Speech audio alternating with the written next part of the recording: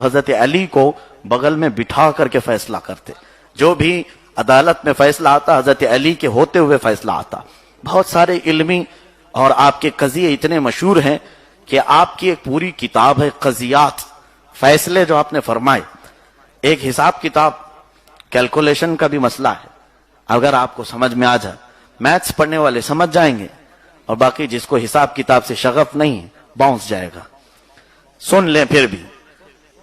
ایک سفر پر 2 لوگ روانہ تھے. 2 لوگ جا رہے تھے، ان کے پاس 5 روٹیاں تھیں. کتنی تھی؟ 5 روٹی. اب یہ لوگ نکلے اور دونوں بیچ میں بیٹھ کر روٹی کھانا چاہ رہے تھے. یہ دونوں مسافر. ایک فقیر بیچ میں آیا.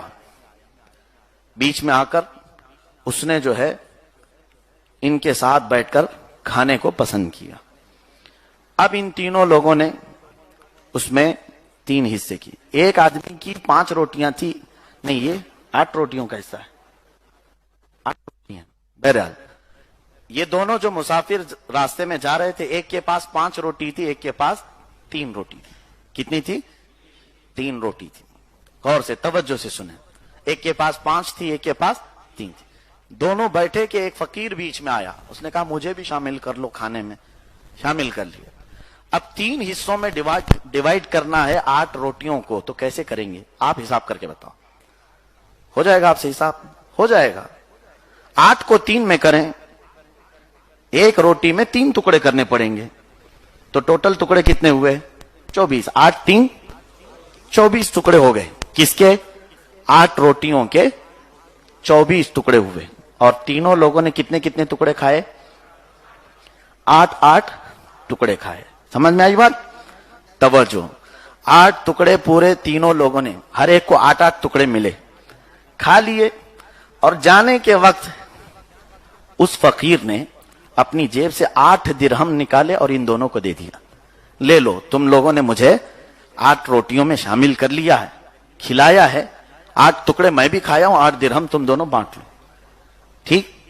اب وہ چلا گیا تو ان دونوں نے اب بانٹنے کے لیے، بٹوارے کے لیے جھگڑا ہوا. یہ 5 روٹیوں والا کیا کہا کہ تو 3 لے لے، میں 5 لیتا ہوں. تیری روٹیاں کتنی تھی؟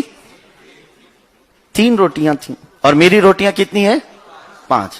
تو میں 5 درہم لوں گا، تو 3 درہم.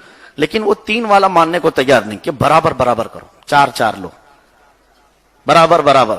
تو جھگڑا بہت بڑھ گیا. حضرت علی کے پاس فیصلہ آیا.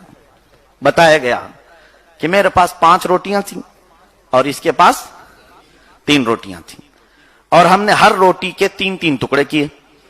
حضرت علی نے پوچھا وہ فقیر کتنے کھایا؟ کہا 8 کھایا، اور اس نے 8 درہم دے دیا. تو حضرت علی نے اس کو سمجھایا، وہ 3 درہم والے، 3 روٹیوں والے، یہ 3 لے لے تیرا بھلا ہے، یہ 3 لے لے تیرا بھلا ہے. اس کو 5 دے دے. اس کی 5 روٹیاں تھی، وہ 5 لے رہا ہے، تجھے 3 دے رہا ہے، لے لے. وہ کہا کیسے؟ ایسا کیسا آپ انصاف کرتے؟ کہا چلو ٹھیک ہے، میں انصاف بتاتا ہوں. تیری 5 اور اس کی 3. 3 والے کو پہلے بلایا. کہا تیری 3 روٹیوں میں کتنے ٹکڑے کیا تھا تو نے؟ کتنے ہوئے؟ 9. اور 9 میں سے تو کتنے کھایا؟ بچا 1 ٹکڑا کس کو دیا؟ فقیر کو دیا. تیری روٹی سے تو اس نے 1 ہی ٹکڑا کھایا، باقی 7 ٹکڑے تو 5 روٹیوں والے سے کھایا. تو اب درہم 7 اس کو دے، 1 تو لے. یہ فیصلہ ہے. کسی کے وہم و گمان میں بھی نہیں تھا، کسی کے دماغ میں بھی نہیں آیا تھا. سمجھ میں آئی بات؟ 3 روٹیوں کے 9 ٹکڑے ہوئے، 8 اس نے خود کھائے ہیں اور 1 فقیر کو دیا ہے. تو اب اس کا حق میں درہم کتنے؟ 1 ہی آئے. وہ منہ بسور کے 1 درہم لے کے چلا. یہ مولا علی شیر خدا رضی اللہ تعالیٰ عنہ کا علم تھا، تدبر، سیاست، حکمت تھی. اور کسی